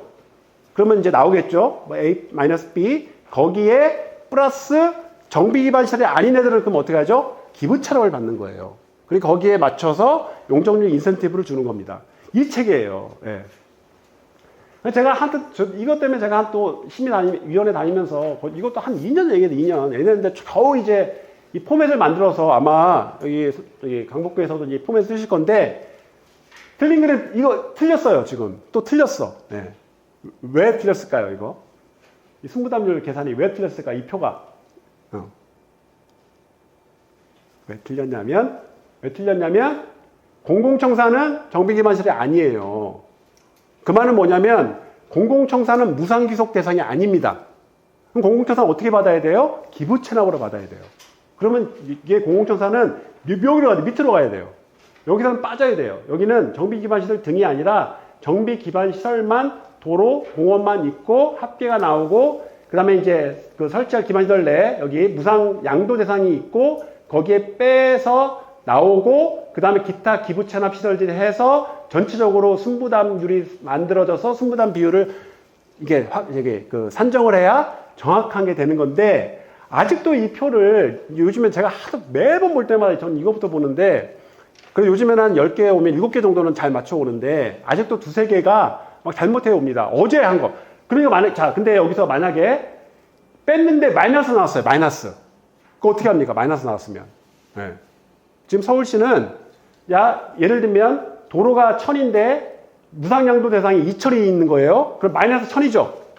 그러면 취지는 기부채납으로 얘를 맞추면 되는 건데 그럼 되는 거잖아요. 또 해가지고 순부담 맞추면 되니까. 근데 서울시는 어떻게 하고 있냐면 마이너스가 나는 건 유상매입을 시킵니다. 조합한테. 일단 유상매입 시키고 그 다음에 플러스 기부채납으로 순부담률을 맞춰요. 그렇게 하고 있어요. 그러니까 어제 들어온 거는 어제도 이거를 막 여기다 섞어놔가지고 보니까 이거를 그래서 이제 순부담이 예를 들면 한 10% 정도 나왔는데 제가 보니까 여기다가 이걸 다 갖다 놨어요. 근데 무상양도 대상이 되게 커요. 근데 실제로 얘를 빼고 나니까 마이너스 많이 나오는 거야. 10,000제곱미터가. 완전히 잘못 계산한 거예요, 그거는. 그럼 10,000제곱미터를 조합원이 유상매입해야 돼요. 근데 재건축 사업에서 유상매입 시키면 안 되잖아요. 그럼 방법은 이 무상계속할 수 있는 이 정비기반 시설을 키워야 돼요, 용량을. 그래서 유상매입이 안 나오게. 예. 특히 모아타운, 이거 엄청 많습니다. 유상매입, 마이너스 나오는 경우. 그래서 그거를 조정을 해줘야 됩니다. 그래서 순부담률을 맞추도록 해야 되고요. 이게 이제 가장 기본이고, 요즘에 공공기여라는 말 많이 쓰잖아요. 자, 기부채납 무상기속은 우리가 구분했잖아요. 요즘에 공공기여라는 말을 너무 많이 써. 근데 공공기여는 완전 또 다른 개념이에요. 얘도 섞었으면 안 되는데, 왜냐면, 자, 일반적으로 우리 일반 국민들은 도시관리계획 변경을 청구할 수 있는 권리가 없잖아요. 무슨 말이냐면 내 땅이 자연녹지지역인데 우리 구청장이 와가지고 시장이 가가지고 일종 바꿔주세요. 일종 자연녹지지역 바꿔주세요.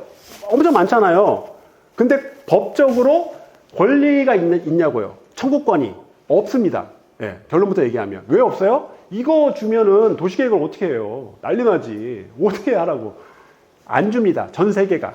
전 세계? 대부분이. 예. 안 줘요. 근데 유일하게 국계법 26조에 지구 단위 계획의 경우에는 제한권을 줬어요.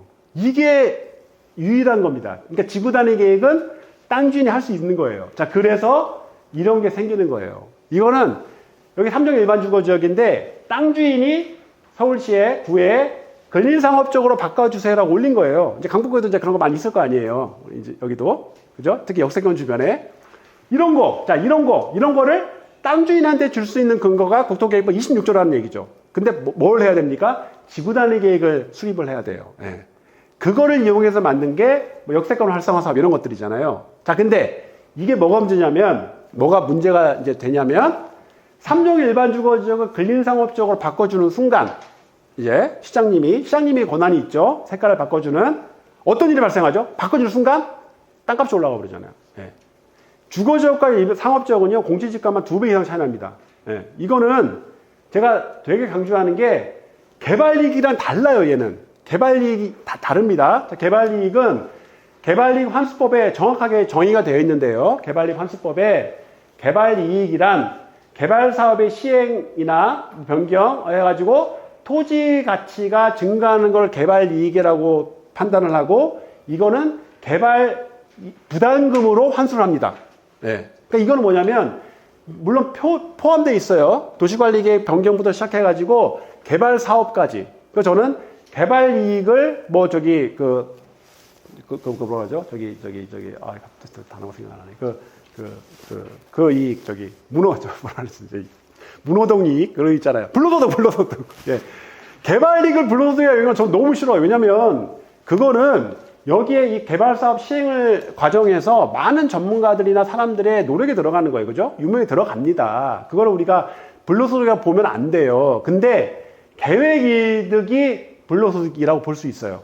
왜냐면 얘는 땅 주인은 물론 그 전에 이제 뭐 지구단위 계획 변경을 위한 뭐 노력을 하겠지만 그게 아니고 얘는 딱 그 순간 우리 시장님이 도시관리계획 지구단위 계획에서 색깔 노란색을 빨간색으로 바꿔주는 순간 발생하는 거기 때문에 불로소득이 있다면 얘야말로 계획 이득이고 얘를 환수하기 위한 게 공공기여예요. 그러니까 개념이 좀 다릅니다. 얘는. 예. 그래서 얘가 이제 처음으로 이 개념이 도입된 게 사전협상제도거든요. 사전협상제도인데 이게 현대 GBC 부지가 사전협상을 한 거잖아요. 딱 원래 거기가 무슨 땅이었습니까? 원래 용도지역이 3종 일반 주거지역이었어요. 3종 일반 주거지역. 3종 일반 주거지역은 용적률 300%까지 아파트를 줄 수 있는 땅인데 그걸 당시에 현대가 10조를 질렀잖아요. 10조를. 당신은 뭐 말도 안 되는 금액을 질러서 본사를 짓겠다고. 근데 왜 3종 일반 주거지역을 10조나 주고 샀죠? 앞으로 시장이 이거를 빨간색으로 바꿔줄 거라는 믿음 때문에. 그죠? 그래서 산 겁니다. 그때 발생하는 이 얘기가 지금 국토계획법의 제52조의 2에 들어가 있어요. 그전에 시행령에 있었는데 올렸습니다. 법률 유보의 원칙 때문에 저도 마찬가지로 저도 여러 번 국토부에 가서 회의를 이제 설득을 해가지고 법률로 올렸어요. 이 내용이 그겁니다. 보시면 각 목관의 용도 지역이 변경되거나 특히 도시계획 시설 폐지하는 경우 이때는 그 자체로 토지 값이 올라가기 때문에 그거는 계획 이득으로 보고 그거는 그 안에서 이 공공시설 등을 설치해서 내야 된다. 이게 공공기여입니다. 그러니까 그 전에 기부채납과 무상기속하고는 좀 결이 다른 거예요, 얘는. 그거는 기부채납과 무상기속은 아까 얘기했지만 사업계획 인허가 과정에서 이 사업으로 발생할 수 있는 필수 기반 시설 확보하고 개발의 부영향을 완화해 주는 게 주요 목적이라면 얘는 그게 아니라 계획 이득을 환수하기 위한 거가 공공기여의 개념이고요. 물론 그 공공기여의 개념은 여기에 포함되어 있는 거예요, 당연히 이 전체 금액 속에서 필수 기반 시설과 개발 부영향을 완화해 주는 걸로 계획 이득이 합쳐져야 되고 그래도 남으면 뭐 할 수 있죠? 여기는 돈으로 받을 수 있죠. 현금으로. 이게 들어온 겁니다. 자, 이게 왜 중요하냐면 우리가 2006년까지는요. 공공이 받을 수 있는 기부채납은 땅밖에 없었어요. 건물 못 받았습니다. 무조건 땅이었어요. 도로, 공원. 근데 그때 초반까지 서울시의 웬만한 이제 도로, 공원은 확보를 다 했어요. 예, 거의 많은 정비 사업을 통해 가지고 서울시가 진짜 손 안 대고 코푼 거죠. 예, 다 정비 사업의 조합들이 이 무상기소과 기부차량을 통해 가지고 확보한 기반시설이 어마어마하게 많잖아요. 강북구도 마찬가지지만. 근데 이제 2000년이 넘어가다 보니까 이제 너무나 이제 많아졌어. 도로공원은. 더 이상 받을 게 없어요. 예, 음마, 압구정, 도로 받을 게 뭐 있어요. 그러다 보니까 그때 야 우리가 이제 좀 뭔가 건축물로 좀 받아보자. 그래가지고 건축물이 들어온 겁니다. 2006년에 국토부에 개정돼가지고 그 위에 이제 많이 받는 게 뭐 도서관, 사회복지시설, 뭐 여성시설, 뭐 체육시설 받잖아요. 부천시 같은 경우 그거 엄청 많이 받았어요. 근데 건축물을 이제 받다 보니까 얘도 좋긴 한데 이거는 받을 때는 너무 좋은데 어떤 문제가 생기냐? 받고 나면 이제 그 다음 운영 관리가 이제 머리 아픈 거예요, 그죠? 특히 공연장, 막 전시장 이런 거는 이제 황당합니다. 운영 관리비가. 근데 그러다 보니까 이것도 이제 슬슬 구에서도 가끔씩 이거 우리 받기 싫은데 그런 경우가 생기시잖아요. 그러면은 전체 공공기업 양이 있는 건데 계획에도 환수 양이 있는 건데 얘도 됐고 도대체 뭘 받지? 이제 돈으로 받읍시다가 생긴 게 우리가 사전협상제도 들어오면서 이제 현대GBC는 아직 그때는 국토계획법에 들어가 있지 않고 시행령에 있었기 때문에 돈으로 못 받고요. 현대GBC는 1조 9천억이라는 돈을 은행의 에스크로 계좌를 통해 가지고 지금 운영을 하고 있어요. 지금은 이제 52조 법률에 들어갔기 때문에 서울시는 이제 기금을 만들고 있습니다. 그 돈을 현금으로 받아가지고 그 돈을 이제 하는데 이제 각 구의 이제 불만은 지금 돈을 받으면 어떻게 되죠? 돈을 받으면 서울시 7, 이제 그 자치구 3 이렇게 나누는데 이제 각 구에서는 최소한 5대5로는 해야지. 예. 그래서 지금 막 각 구에서 막 그렇게 지금 서울시에 막 이제 얘기하고 있고요. 그리고 그러다 보니까 각 구에서는 웬만하면 이제 현금을 안 받으려고 그래요. 예. 왜냐면 현금으로 해봤자 30%밖에 못 가져가니까 구로. 그러니까 이제 웬만하면은 다 여기서. 최근에는 이제 현금을 받아가지고 원칙이 일단 그 구의 장기 미집행 도시계획 시설을 해결하는 거에 이제 우선 쓰도록 되어 있고 뭐 이렇게 그런 게 되어 있습니다. 하여튼 얘가 이제 공공기여인 거고요. 그러니까 얘는 서울시장이 가지고 있는 용도지역 변경 권한을 가지고 우리가 확대하는 거잖아요. 지금 많이 하고 있죠, 지금. 특히 역세권 활성화 사업이 대표적입니다. 자, 니들이 갖고 와. 제안해. 대신에 우리가 용도지역 올려줄 테니 거기에 올려주는 거에 반 정도는 우리가 공공임대주택이나 뭐 이런 공공기여로 내놔가 이제 자리 잡힌 거고 이걸 쓰는 것들이 뭐 역세권, 뭐 장기소유주택, 역세권 활성화 사업 등등등등이 이제 서울시가 굉장히 많이 지금 활용을 하고 있습니다. 그러니까 이제 강북구도 이제 그때 보니까 역세권 활성화 사업들 할 때 이런 그 사업들을 많이 활용하시면 될 것 같고요. 가끔씩 이제 이런 것들을 이제 비판하는 사람들이 있어요. 아니, 시장이 법률에 의해 가지고 시장한테 그 도시관리계획 변경 권한을 줬더니 시장이 그거 가지고 장사를 하네?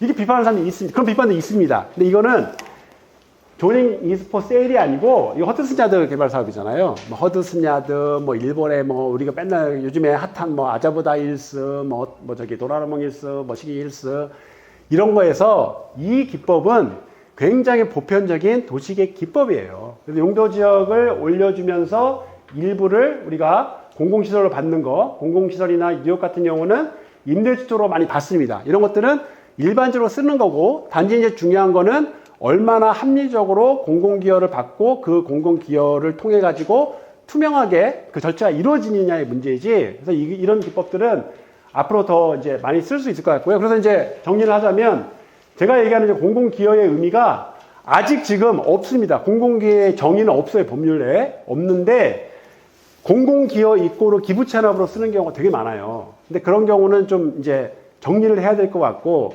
심지어 이제 최근에 공공기여에 관한 세미나를 또 며칠 전에 했었는데 뭐 이제 각 지자체들 서울시는 잘 자리 잡혀 있는데 최근에 성남시도 그렇고 수원시도 그렇고 그 공공기여에 관한 기준을 막 만들고 있는데 최근에 이제 그 세미나 할 때 광주에서 용도지역 변경해주면서 이제 공공기여를 만약에 뭐 1,000억이 확정이 됐는데 막 갑자기 1,000억 플러스 막 저게 뭐 도로 만들어줘, 뭐 브릿지 만들어줘, 막 이걸 막 붙이고 있는 경우도 있고 거기에 한 발 더 나아가지고 공공기여금을 산정할 때 서울시 기준이 있잖아요. 증가하는 용적률이 60%딱 돼 있는데 그 기준을 만들 때 막 거기다가 협약서에다가 이거를 우리가 만족 못하겠고 거기에 사업이익의 몇 프로 이렇게 씁니다.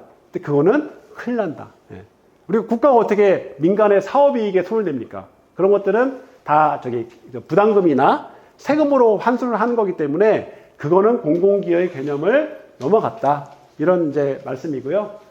이 마지막 페이지인데 제 이제 항상 이 도시계획은 기승전 법이지만 이 가장 중요한 건 이 공익과 사익의 이 균형이다. 디벨로퍼들도 조금만 공익을 좀 고려한 그 사업계획안은 훨씬 쉽게 갈 수 있습니다. 네, 이거를 마지막으로 오늘 강의를 마치도록 하겠습니다. 네.